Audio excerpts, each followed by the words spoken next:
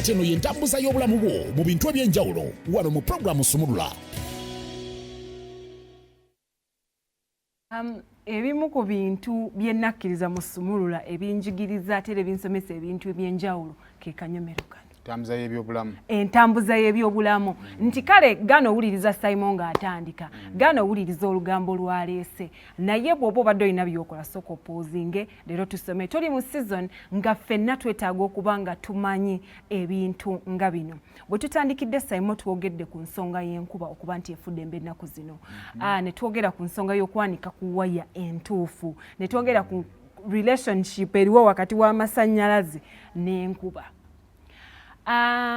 Mother-daughter electrocuted residents accuse Umeme of negligence. Maama n'omwana baalugendeddemu lw'amasanyalaze okubayitamu. Waya ezigwa zino waya ezigwa kuba group ng'olina nnyingi ssebo. Tapenensi Chaliki Kazibira, omukyala owa Mr. Grace Kazibira ab'omu Buduli zone. Ono omwana badde bamuyita Manjeri Naabirye.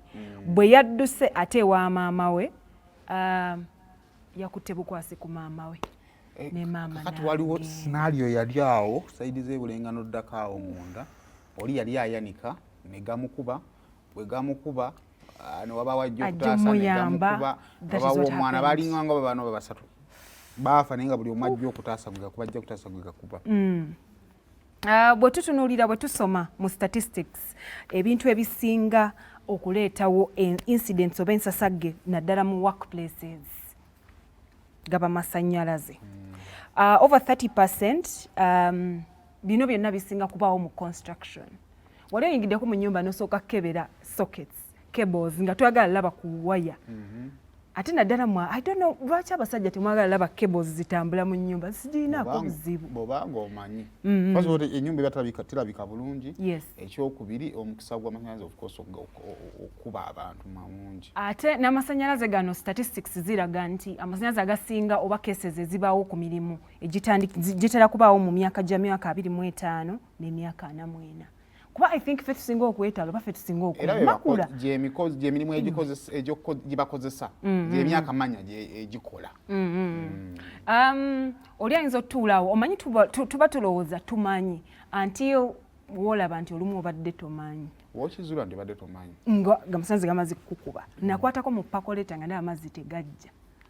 Nga ndaba tegannatandika kati nga omanyi gatandika okukola bubbles naye nga siwulira sound naye nga kwata. Nga tomanyi mulimu amasanyalaze. Like eyo yokka shock. Nange nali nkikozeeko. Era bangi abaali bakikozeeko. Obanjaga. Oba butamanya. Anyways, ebimu ku bintu ebireetera oba causes. Nga walina okuba nga waliwo ku mwana yali ataddeko omumwa ku gundi ya firiji neeremerako ng'oyagala kufuna ice. Nokwata mu socket notekamu akagalo oba notekamu ekyuma. Oh my God. Bayamba buyambi. Yes. Ebimu ku bireetawo oba ebireeta abantu abasinga amasanyalaze bakuba getting in contact with electrical wires direct. Abana balumibwa obuwaya bakamyufu baffe tebayita mu procedures entuufu za kanika okibayita nozo bakiyita connector waya wezandibadde zikwataganye nevudde eno nejja neno neyingira neno netwala neno netwala kati bo bagatta bugasi ne bakozesa ne soltem. Bamakanike yaffe waliwo ababayita abalumibwa obuwaya mbu bwe yandiguze waya empya adda mu giruma n'agigatta olw'okuba walabye sayima asobola ogigatta n'ekola n'olowooza naawe osobola okikola n'ogigatta ne tukusanga ng'asenze gakukazizza. Waliwo abantu abatafaayo nti olabye damage tugeze ku cable ya pass n'otafaayo either gibikka oba kulabika nga weewala okozesa pass eyo. Amasanyalaze naawe ne gakkubirawo. Waliwo ebifo ebibeeramu nga waya bazinstallinga bubi. Simanyi oba kiva kuba engineers but waliwo ebifo ebiri installed obubi nga naawe cable ziraba ziri kungulu nga n'omwana omuto bakuyita batya ze earth wire. Earth wire just neutralizing eva mu box like nga waliwo ezo waya bwe ziti ng'ogisanga nga ziri naked basically nga tezambaziddwa. Waliwo bazita batya circuit breakers kati olwo nyumba ezitali mu circuit breakers ngagajja direct baye mne nonta nti lwoli manya amanyi gaayo singa amasannyalaze gajjanga mangi yejjako gajjanga mangi bande nyumba olumu zikwata omuliro circuit breaker regulating amasannyalaze gemina okukozesa bwe gajjanga mangi nga tejja gasobola gawanirira era oba oli mupangisa nga gwasula weerira ojuwira nga ekankana neyejjako atera bayire wenga tonnagenda mu maaso era nakyo ndoza kyetaaga kusomesa abantu nga tonnagizzaako first find out lwaki yejjeeko muba mugi overloadings not overloading yeefa kugayingira kujja wammwe gemulina tegakikwatako tiwalwa gajja nga mangi nga bwe gajja gayinza okwokya ebintu kati yo circuit breaker ye breaking ogegana amasannyalaze gakomawo nga mangi bazadde baffe ge magamba amasannyalaze gakomyawo ne gookya ebintu nga bw'okiwulira mu luzungu nti it breaks the circuit. Okukozesa electrical equipments kumpi n'amazzi okutte paasi wagagiteekamu oli mubisi ogisonsekamu kali n'okukula kuzibu saako omwana akutte paasi agiteeka mu babuuni baafu y'amazzi ezo zezimu kuzeze tutandikidde ku direct causes ng'ezo zo gakubirawo kati waliwo ezimu nga ziri oba indirect guyinza okuba si musango gwo naate tekikugisaako musango we gaba gakkubye already waliwo abantu abataga maintaininga bintu nga tofaayo lwampasi waba tazze ekkebera wansi awo tojja faayo computer gwagikozesa but because they've neglected oba olumu tebakirabye nakiraba nti like wano weetaaga maintenance gwayitawo ate n'otakifaako mu baddugavu ebintu byo tafaako okuleka nga kifudde netulwala fe baddugavu tumala kulwala omaagenda ku ndiri kakati wona byotafaako kulowooza nti wemani nakola wayalinga emyaka 5 emabega ekyalinga bwe nagireka kati lwakuba ffe okyalaba tv tofaayo waliwo abantu abalina insufficient training naddala kati nga circuit breakers nze bulijjo nange simanyi lwaki tulina circuit breakers mu nyumba like olaba bulabi meter box ekisooka ntya ne meter box nze simanyi but njitya jonga yo jonga yo njitya but nina akantu mu nyumba naye nkatya n'okukatya waliwo abantu abalemererwa okufollowinga safety protocols nti okimanyi bannange omanyi nti waliwo naddala abantu bafe abakulu nga mulina kuuka naye nga okanyawulira bagamba yambala siripa ng'ogenda ogiteekako oba ng'ogenda gifumbirawo bwe tomumanyi g'omanyi kimu nti nina okwambala siripa era lw'otazambadde ogenda owulira okankana didi then ne poorly designed constructed wires or cables kyekyo kisayimo kyadde agamba obuwaya obuli buli wamu nti ogenda sanga omwana waliwo ezo waya zetwasanga nga bana nga bazikuulayo mbusimanya waliwo ekikondo ky'amasannyalaze tomanyi na kumanya oba babidisconnectinga byaviirayo ddala gw'osanze kawaya oyagadde kasika waliwo environmental factors zino zo nga tetuzirinaako control okugeza earthquake hurricanes lightning ekyo kiyinza okubaawo tuyinza okukitegeera bino bibaga eggulu lyakubye awo ne waaka wonna omulundi gumu amasannyalaze ne gavaako ne babagamba transformer yakubye tuyinawo ebisolo ebimanyi okwonoona oba pests kati ng'emmese eziruma kebo ogenda okugjayo kyaja nga tekola abalina embwa ewaka oba pussycats nabo balina obuzibu obwo nti zimanyi olumaaluma kati omaliriza ogenda okugjayo maybe cable oba ogenda okugjayo kyajayo nga tekola oba ogenda ogikwatako nga amasannyalaze gakuyitamu buyisi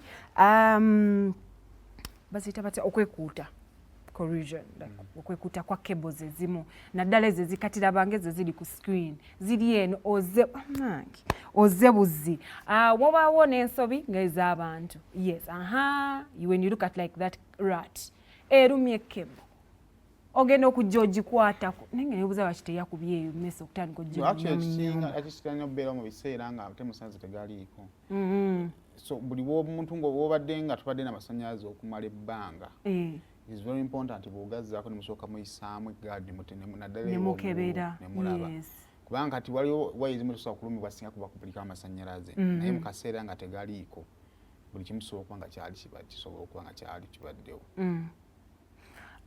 Kati waliwo n'ensobi oba tuziyite human errors. Kati ng'ebyo gye tugambye Simon naye yagezesaako okukwatako mu pakoleeta alaba amazzi gano nga tegookya nga laba tegeesera. Simanyi it is hard okukirowoozaako oba amangu okirowoozaako awo nti paka eno efumba naye ate ekukozesa amasannyalaze kati mwegali ekizibu. Simon agambye nti waliwo keba abantu oba emmese ze zitandirumye singa amasannyalaze gabaako nti waliwo etwerabira tugeze paasi obadde ogolola n'ogirekako. However ebintu bikyuse olabika bya paasi ebyejjako ezejjako ezakakati si ziri ezaffe paasi ezejjako ne fridge ne TV ennaku zino wobirekako okisanga kyejjeeko ina obudde bwe bagiwa nti yes.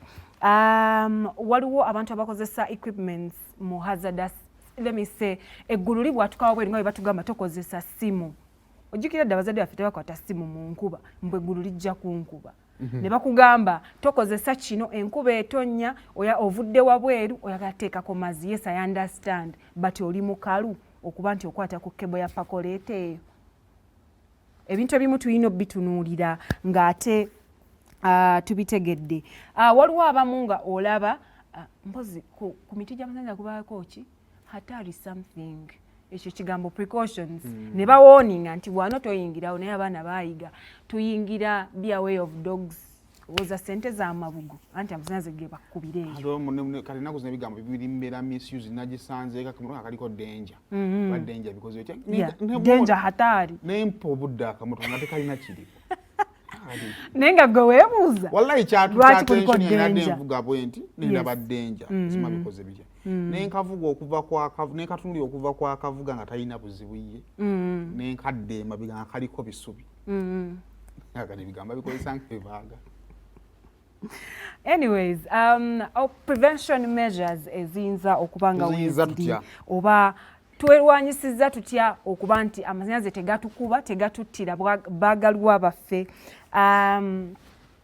Tubeere ne akakapande akaddenja hatari gw'okatunulya noloza baakateekawo just scarecrow. Bane n'ebintu bikyuka edda umeme nga baalinyanga emiti naye Katonda atuleetera yaka anti tuli saa zino nga balina okujja obbasalako temusasula amasannyalaze nga balinnyalinnya omuti foola omuti gwe bajja nawo nga bagufumise gukooye n'okkuwa naye kakati kizibu bajja for maintenance just okay.